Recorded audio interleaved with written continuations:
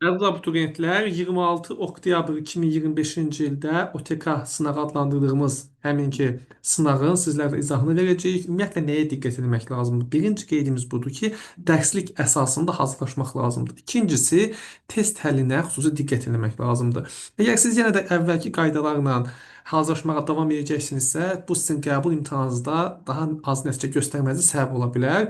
Daha çox test, daha çox dərslik əsasında hazırlaşmaq istəyirsinizsə, test qrupumuza qoşula bilərsiniz. Keçək suallara. Demək ki, 31-ci sualdan başlayırıq. Burada qeyd edilib ki, tarixi proseslərin ardıcıllıq, mütləq ardıcıllıqla bir sual qəbulda da işlənir. Baxaq variantlara. Demək ki, burada baxanda görürük ki, ərəblər arasında siyasi, iqtisadi, bir dini siyasi birliyin olmaması, Bizans-Sasani müharibəsi və daha sonra bu aradakı və sonda da Misirin müsəlmanlar tərəfindən fəth edilməsi deyə belə bir şey. Misir müsəlmanlar tərəfindən Rəşid xəlifələr dövründə demək ki, fəth olundu. Yəni bundan öncəki hadisələri seçməliyik. İslam dininin zəif yayılması, bütün ticarət yollarının Bizansda əldə edilməsi. Ümumiyyətlə bu uyğun gəlmir də, çünki İslam dini yayılanda artıq birlik olur. Yəni bu zəif yayılması ilə əlaqələndirə bilmirik. Digər bir məsələ bütün ticarət yollarının Bizans ələ keçirməsi deyə belə bir şey yoxdur. Ə, Əməvilər variantı niyə uyğun olmur? Çünki Rəşidi xəlifələr tutublarsa, Əməvilər sülaləsi hakimiyyətə gələndən sonra olmayıbdır bu hadisə. Daha öncəsində olub. Yəməni ələ keçirmək uğrunda mübarizə yeridir. Var bu kitabda cümlə. İslam ordularını Bizans və Sasaniləri məğlub eləməsi və nəticədə də nə etdilər? Demək ki, ticarət yollarını tutdular. Bu düzgün cavabdır. Bu cavab niyə səhv oldu? Ərəbistan yarımadası müsəlmanlar tərəfindən tamamilə fəth edilməsi uyğun gəlmir. Çünki fəth ediləndən sonra siyasi birlik var idi ki, fəth eləmişdilər, düz deyilmi? Kordova xilafəti ümumiyyətlə uyğun gəlmir. İspaniyanın fəth edilməsi, yəni bu sonrakı hadisələrdir. Və burada nəyi tapmalıyıq biz? Tarixi hadisələri zaman oxunda inkişafını tapmalıyıq. Belə bir sual qəbulda da qabağımıza çıxa bilər. Gəldik digərinə. Bu rahat sualdır. Üçüncü minillikdə Hind çayı vadisinə salınan, ikinci minillikdə tərk edilən şəhər adı Hindistan Harappa şəhəri. Digər bir suala baxırıq. Demək ki, belə bir xəritə verilib. Bu xəritəyə baxırıq. Bu xəritədə demək ki, Azərbaycan ərazisidir. Burada isə görürük ki, Azərbaycan ərazisində nələr yaranıb? Dövlətlər yaranıb. Xırda dövlətlərin ləğv edilməsi deyil. Çünki bir sonrakı şəkli göstərir. Bir dövlət halında birləşməyib. Səhv cavabdır. Xilafətin Azərbaycan hakimiyyətinin başa çatması və dövlətçilik. Yəni bilirik ki, 9-cu əsrin 60-cı illərində nə oldu? Azərbaycanda müstəqil dövlətlər yarandılar. Vahid Azərbaycan dövləti yox idi. Yəni sadəcə Azərbaycan həminki dövrdə ərəblərin tərkibində idi. Burada görürük Şirvanşahlar yaranıb, Şəki hakimliyi yaranıb. İşğalçı dövlətin mövqeyinin sarsılması və Atropatena və Albaniya dövlətləri. Yəni bu xəritə oynayan əlaqəli deyil. Və ya da ki, Makedoniya imperiyasının dağılması, yerli dövlətçilik ənənələrinin bərpası, bu da buna uyğun gəlmir. Bu iki cümlə əslində bir-birinə biraz oxşayır diqqətlə baxsanız. Əhəmənilər imperiyasının hakimiyyəti dövründə bilir ki, satraplar nə edirdilər? Yerli əhalinin adət-ənənələrinə toxunmurdular. Bu düzgün cavabdır. Bərabərlik deyil artıq, çünki quldarlıq quruluşudur. Siyasi proseslərə qatıla bilmirdi. Müəyyən vəzifələr falan nə edə bilirdilər? Əhali müəyyən vəzifələrdə təmsil oluna bilərdilər. Cənub torpaqları imperiya tərkibində deyil idi. Belə bir fikir yoxdur. İskit tayfaları da uyğun gəlmir. Yəni ağalıq davam eləmir. Çünki İskitlərə eradan əvvəl 590-da son qoyublar. Eradan əvvəl 550-də də Midiyaya son qoyulub. Sonra da eradan əvvəl 330-a qədər Əhəməni dövrü olub. Kitabda belə bir cümlə var. Misir tarixinə aid deyil, aiddir daha doğrusu. Aid olmayanlara çıxaq. Çatib baş komandan deyil. Yad düşmən Hindistana aiddir. Paytaxt da Fiv olmayıb. Bunun ikisi cavab olur. Və əliyərək də tapa bilərsiniz. Yəni ki, dedik çıxdaş üsulu ilə ikiləri çıxdıq buradan, Fivi çıxdıq və cavab qaldı. Gəldik digər bir məsələyə. Azərbaycanda və Qərbi Avropada feodal münasibətlərə ümumi cəhət. Demək ki, bizdə şəxsən asılılıq yox idi. Avropada var idi. Feodal təsərrüfatı Avropada feodalların təsərrüfatı var idi. Bizdə yox idi. İbtidai icma quruluşu dağılandan sonra quldarlıq yaranıb, sonra feodalizmə keçiblər. 1000 ildən çox düzgün cavabdır. Bizdə 17-ci əsrdə yox, daha gec nə edib başa çatıb. Ona görə cavab olur D variantı. Yəni Azərbaycanda 3-dən 19-cu əsrdə götürsək, Avropada 5-dən 17-ci əsr götürsəniz, nə olur? 17-18-ci əsrlər götürsəniz, daha uzun bir dövr olmuş olur. Bu maraqlı sualdır. Paytaxtları göstərilmiş dövlətlər Qəbələ, yəni ki, Albaniyadan söhbət gedir, Qazakada Atropatenadan söhbət gedir. 3-cü yüzün əvvəllərində yaranmayıblar, 4-cü yüzdə yaranıblar. Selevkilər Albaniyaya hücum eləməyib, Atropatenaya hücum eləyiblər, hətta asılı halda saxlayıblar. Kim videonu dinləsə, qeyd eləsin ki, hansı hadisədən sonra Atropatena yenidən müstəqil olmuşdu. Midiyanın süqutu yox, Makedoniya imperiyasının parçalanmasından sonra yaranmışdı. Bizansı Atropatena görməyib. Bizansla demək ki, Albaniya arasında əlaqələr olub və Azərbaycanın bəzi cənub ərazilərini nə etmişdi? Əhatə eləmişdi. Atropatena ilə bağlı belə bir cümlə var kitabda. Buna diqqət etməlisiniz. Gəldik bura. Roma tarixinə aid uyğunluq. İlk diktator Oktavian deyildi, Sezardı. Oktavian ilk imperatordur. Qəbulda belə sual düşəcək yəqin ki, Oktavianla bağlı olsun. Oktavian həm respublika dövründə olub, həm də imperiya dövründə olub. Buna diqqət eləyək. Bütün İtaliya eradan əvvəl 3-cü əsrdə işğalı başa çatdırıb, padşahlıq deyil, respublikadır. Karfagen dövləti müharibəyə başladı. Makedoniya uğrunda yox, Siciliya uğrunda müharibə gedirdi və həm də Aralıq dənizinin ağalıq uğrunda. İmperator demək ki, respublika dövründə yox, konsul var idi, senat var idi. İmperator imperiya dövründə. Senat maliyyə, sülh, nə bilim bu işlərə baxırdı. Lullubi Kuti dövlət. Bu zaten biz dərslərdə həmişə deyirik ki, və bunun test qrupu ilə bağlı məsələdir ki, Ağaqta ilə bağlı düşəcək cümlə budur. Yəni 3-cü minilliyin birinci yarısına yaranıb. Bu hər ikisinin ortaq, hər üçünün ortaq cəhətdir. Ağaqta ilə bağlı bu cümləni yadda saxlayın. İlk yaranmış dövlət qurumu kimi götürürük bunu. Bu şəkil nəyin şəklidir? Bu koloniyaların salınması şəklidir. Koloniya. Koloniyanın şəklidir. Koloniyaların qurulması, Qaradənizdən İspaniyaya qədərki ərazilərdə koloniyalar salınmışdır. Bu da dərslikdə var bu cümlə. Buna neyini diqqət edirik. Gəldik növbəti suala. Qədim Yunanistan tarixinə aid uyğunluğu. Biraz diqqət tələb edən sualdır. Vulkan püskürməsi Mikena deyildi. Haraydı? Bəli, Krit. Qulaqlıq ilində bunlar borc götürürdülər. Borcları qaytara bilmədikləri üçün borc daşı falan var idi. Nə edildilər? Qula çevirirdilər. Bu düz fikirdir. Solon islahatı bu da bütün sözü pozur. Bu Dimin toplusunda olan bir sualdır. Bütün değil. Yəni kişi əhalisinə verildi falan filan. Onca 3 səhvdir. Doğru Sparta şəhərinin salınması düzdür. Doğrular. Bu da cavab olur 2-4. Azərbaycanda xilafət dövrünə aid izahı verilmiş düzgün amma doğru sətirləri müəyyən eləyin. Rabat xüsusi hərbi məskənlər idi. Vəqf dini torpaqlar idi. Cizyə can vergisi idi. Xərac hərbi xidmətə görə iqta verilirdi. İqta verilirdi. Xəracı nə idi? Torpaq vergisi idi. Torpaq. Xərac necə alınırdı? Bu ilə bağlı bir sual və daha sonraki dövrdə 9-11-ci əsrlərlə torpaq vergisi necə adlandı? Bu sualı kim bu dinləsə rəylərdə yazsın. Feodal münasibətlərin yaranması müşahidə olundu. Aha, bu da demək ki, dərsliklərdə var bu cümlə, vəsaitlərdə də var. Demək ki, Roma imperiyasını respublikaya çevrilməsi ümumiyyətlə belə bir şey olmayıb, yəni tərs olub, respublikadan imperiyaya keçid olub. Roma imperiyasının dağılması, xristian dininin yayılması kimi proseslərini həm də demişdik ki, xalqların böyük köçü bu prosesi nə etmişdi? Sürətləndirmişdi. Ümumiyyətlə dövlət feodalizmi şərq ölkələrinə aiddir. Bu da cavab oldu 3-4. Növbəti sualımıza baxırıq. Asan, bu sual biraz diqqət tələb edir. Şimal və cənub torpaqları Sasani və Ərəb xilafəti dövründə birləşdiriləndə nə oldu? Birləşdirmək həmişə yaxşı şeydir. Yəni etnik mədəni birlik, xristianlıq ərəblər dövründə yayılmayıb, Sasanilərdə müəyyən qədər yayılmışdı, geniş olmasa da, yəni davam etməsə də. Türk ədəbi dilinin formalaşması başa çatdı. Yadelli işğalına qarşı sıx birləşdi. Yəni burada 1-4 daha uyğun cavabdır. Türk ədəbi dilinin formalaşması başa çatdı. Biz yəni türk dili vahid ünsiyyət vasitəsinə çevrildi. 9-11-ci əsrlərə götürürük. 12-ci əsrdə isə intibah mədəniyyəti belə götürürük. Yəni çünki türk tayfalarının gəlməsi falan olmalıdır. Sağcılara və Salari rəvvadilərə varlığına son qoymuş adların ardıcıllığı düzgün verilmədi. Yəni Sağcıya son qoymuşdu ki, Mərzban ibn Məhəmməd, Salariyə kim son qoymuşdu? Əbul Hica. Rəvvadilərə də 1065-də kim son qoymuşdu? Alparslan. Cavab olur bu. Digərləri uyğun gəlmir. Deysəm Sağcıların son hökmdarıdır. Mesela Salarilərə demişdik, yəni Salarilərə də Əbul Hica son qoymuşdu. Digər variantlar zaten əliyib tapa bilərsiniz. Məhəmməd ibn Əbsat ilk hökmdar olub, misal üçün. Deysəm, yəni rəvvadiləri görməyib. Cavab oldu C. Məzdəkilər hərəkatı ilə Xürrəmlər hərəkatına aid ümumi cəhət deyil. Cənub torpaqlarına təsir edib ümumi cəhətdir. Ədalətli cəmiyyət istəyirlər. Mərkəzi hakimiyyətə qarşı yönəlib.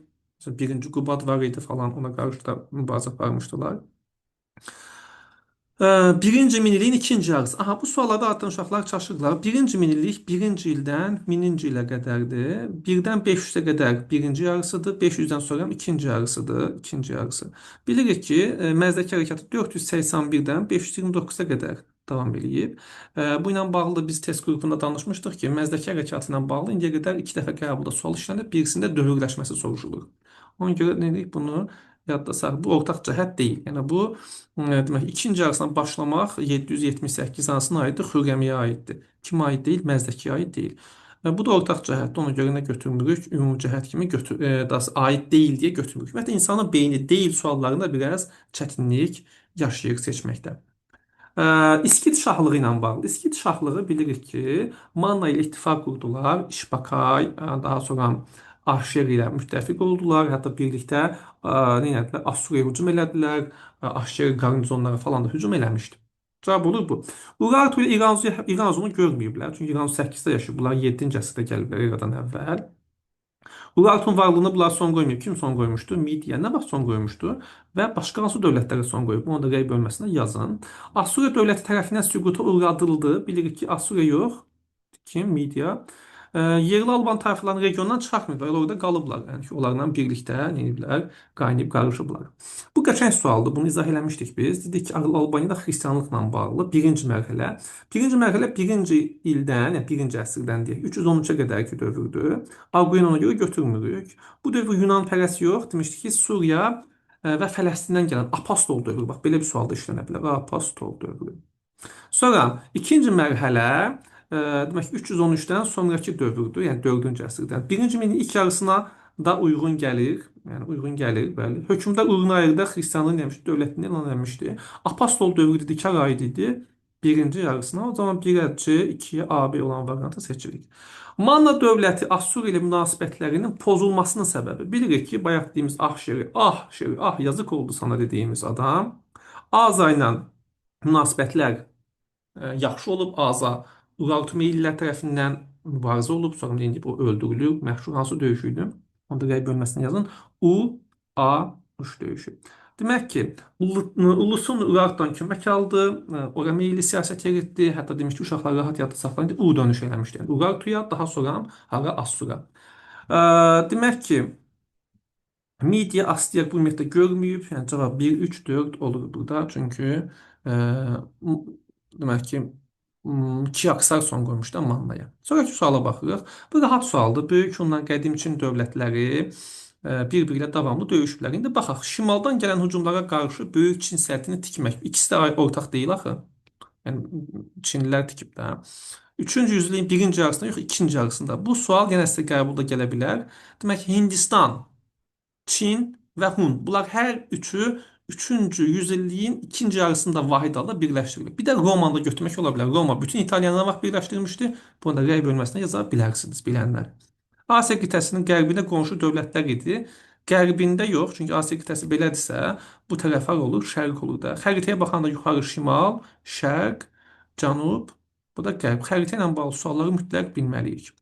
Mihriqulu bilirik ki, Hindistana gedən idi. 6-cı yüzillikdə hakimiyyətdə olmaq hər ikisi, çünki 552, o da 6-cı əsrin əvvəli. Yeni dövlət yaradan Bumun Bizansa dağıdıcı hücum eləmək, yəni Bumun eləməmişdi, heç birisi eləməmişdi. Aşina nəslindən Hindistanın şimal-qərbi də belə. 1-ə Y, 2-yə A, B-dir, bu da A. Növbəti sual, Manna dövləti yaranmışdı, qəşəng sualdır. Bunu da biz izah eləmişdik, buna diqqət eləyin. Dövlətin yaranması ilə bağlı Zam hakimləri düzdür. İranzudan öncə yaranıbdı. Vilayət hakimlərini birləşdirdi hamısını Zamura, çünki daha böyük, daha güclü idi. Lulubilərin vətəni idi.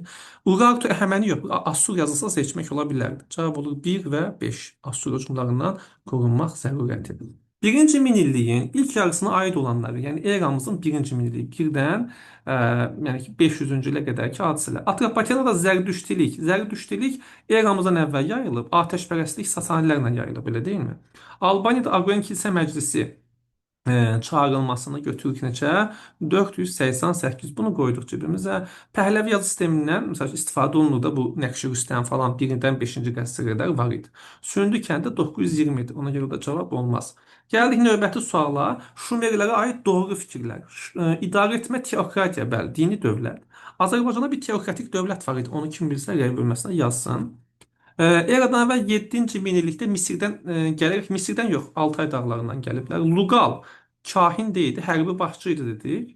Tarixdə ilk yazılı qanunlar, bəli, yazılı qanunlar bunlara aiddir. Xronoloji ardıcılığa baxırıq. Albaniyada mexanilər sual etmişdi. Buna diqqət edək, çünki bu bir dövrləşmədir. 630-705. Şəhriyarın üzərinə hücum 643-dür. Mənasız olduğunu görüb, yəni müdafiə ola bilməyəcəyini bildiyi üçün dedik ki, biz Dərbəndi qoruyaq, cizyədə ödəməyək. Sasanilər üzərində ilk hücumda Şam yoluna gedən yollar üzərində 633-də başlayıb. Demək ki, ən birinci olan hansı olur? 1, sonra mı olur 3, sonra mı olur 2? Demək ki, erkən tunc və ilk dəmir dövrünə aid ümumi cəhət qəşəng sualdır. Demək ki, süni suvarmadan istifadə edilir, bəli. Köçmə yaylaq maldarlığı niyə əhəmiyyətini itirsin ki? Təzə yaranıb da, yəni köçürlər sağa sola. Və hətta atdan daha çox istifadə edirlər. Belə bir şey də var idi. Metaldan əmək alətdən hazırlanması da oxşar cavabdır. Olur cavab 1-3. Gəldik mənbə sualına. Yox, mənbədən öncə bir sual daha var. Qaraqanlı dövləti bilirik ki, 10-cu yüzilliyin birinci yarısında yox, 1042-də parçalanıb. Bu 10-cu əsrə yox, 11-ə düşür. İbn Sina Əl-Biruni. Ümumiyyətlə, mən şagirdlərə deyirəm ki, abituriyentlərə mütləq hökmdarları öyrənəndə mədəniyyətlə bağlı nəsə bir şey eləyibsə ona diqqət eləyin. Çünki çətin sual olsa o sizə düşə bilər. Artıq da döyüş salan söhbət qurtarıb da. Hala hamı bilir ki, bu Sultan Mahmud Qəznəli Hindistana hücum eləyib də. Biraz da digər şeylərə də baxaq yaxşı. Bunu yazdıq bura. Əsas rəqibi Uyğur xaqanlığı. Uyğur xaqanlığı yəni bunların heç birisinin rəqibi olmayıb. Bunlar əsas rəqiblər Samanilərlə döyüşüblər deyə bilərik. Nə vaxt bölmüşdülər? 999-da. Banisi Sultan tituluna layiq görülən ilk türk hökmdarı. Demək ki, Qəznəlidə ilk türk hökmdarı Sultan titulunu alan Sultan Mahmud Qəznəli olub. Amma dövlətin banisi kim idi? Alt təkin. Ona görə olmaz. Əfrasiyab sülaləsi də demişdik kimə aiddir? Qaraxanlılara aiddir. Gəldik bura situasiyaya. Təqdim olunmuş situasiyanı diqqətlə oxu. Məlumatlardan istifadə edilə, tapşırıqları yerinə yetir. Baxaq, Rus slavyanların Qafqaz üçün olduqca ciddi narahatlıq yaradırdı hücumları. Xəzər xaqanı Yozef 960-cı ildə Kordova xilafətinin nümayəndəsinə məktub yazır. Bilin və anlayın ki, mən çayın mənsəbində yaşayıram. Aha. Uca tanrının köməyi ilə çayın ağzına nəzarət edirəm. Gəmi ilə gələn rusların dənizə çıxıb ərəblərə qarşı getmələrinə mane oluram. Həmçinin quru ilə Babül Əbvab, yəni bu Dərbənd şəhərindən qapılar qapısı. Gələn düşmələrin qarşısını kəsirəm. Mən onlarla döyüşürəm. Əgər onları bir saatlıq Xəzər dənizinə keçməyə buraxsaydım, onlar ərəblərin, müsəlmanların yaşadığı bütün yerləri, hətta da Bağdada qədər talan edərlər. Belə bir məktub yazıb. Sonra da növbəti bir səfər Xəzər xaqanlığının narahatlığı haqlı idi. Bir neçə il sonra 960-dan bir neçə il sonra plus 5 965 idi demək istəyir. Dağıdıcı hücum yalnız Xəzər dənizinin sahillərinə deyil, həm də xaqanlığın özünə yönəldi. Bu hücumu İqorun oğlu Svyatoslav həyata keçirdi. Belə bir məlumat verilib. Demək ki, nə bilim Uppsala, nə bilim məşhur kitablardan götürüblər. Gələk bura. Ümumiyyətlə situasiya sualını işləmək üçün birinci ümumiyyətlə bütün tarix prosesləri o şəkildə baxa bilmək lazım. Biraz çətinlik yarada bilər, amma imtahana qədər biz özümüzü inkişaf elətdirəcəyik. Həmişə vurğuladığım məsələ situasiya sualını oxumaq üçün mövzuları situasiyaya düşə biləcək şəkildə öyrənmək lazımdır. Ona ötəridə çoxlu test işləmək, test qrupumuza qoşula bilərsiniz qısaca. Demək ki, sonuncu abzasda narahatlığı haqlı olduğunu göstərən mənbədə verilməyən nəticələrdən ikisini yaz. 1 və 2 yazmaq gerək. Sonuncu abzası tapılır Azərbaycan dili. Bir sonuncu abzas budur, eləmi? Deyir ki, nə oldu? Demək, Siyataslav hücum həyata keçirdi. Hücumun nəticəsi nə oldu? Deyir ki, qarət, talan oldu, eləmi? Şəhərlər talan edildi, şəhərlər talan edildi, talan edildi. 2. Xəzər xaqanlığı talanlardan sonra nə oldu? Xəzər xaqanlığı süqut elədi. Belə yaza bilərik. Məktubun ikinci cümləsi. Vay vay, ikinci cümləyə gedirik. Şəhərdə verilməyən şəhərinin nəzərdə tutulan, ikinci cümlə nəzərdə tutulan şəhərin mənbədə verilməyən adını yazın deyir. Baxaq, mənbədə verilməyən adını. Demək, birisi mənbədə verilib ki, bu şəhərin adı. İndi bizə mənbədə verilməyən adını soruşur. Azərbaycan dilidir. Baxırıq, məktub buradan başlayır. Birinci cümlə harada bitir? Nə bilim mən deyir ki, yaşayıram. Burada bitir nöqtə buradaydı. Dərslik bax nöqtə oradaydı mı? Bəli. Burada bitir birinci cümlə. İkinci cümlə də buradan başlayır. Bu şəhər Babul Əvvab. O zaman bu olur hara? Dərbənd. Yazıq Dərbənd. Sonra məktubun yazıldığı ilədək məktub neçədə yazılmış? 960-da. Deyir ki, Xəzər xaqanlığının həmin hücumları dayandırmadığını göstərən nümunələrdən ikisini yazır. Deyir ki, əslində tam dayandırmadığı nə deyə bilərsiniz? Məsəl üçün 909, 914, 944. Yəni onlar Neybə Xəzər dənizindən fırlanıb gəlib Azərbaycana hücum eləyiblər. Bu qədər. Bir cümlə son olaraq deyim. İmtahanda yüksək nəticə əldə etmək istəyirsinizsə, çoxlu test işləyin, sınaqlara gedin. İmtahana qədər, qəbula qədər səhv eləyib düzəltmək sizi inkişaf elətdirəcək. Özünüzə yaxşı baxın, dəyərlisiniz.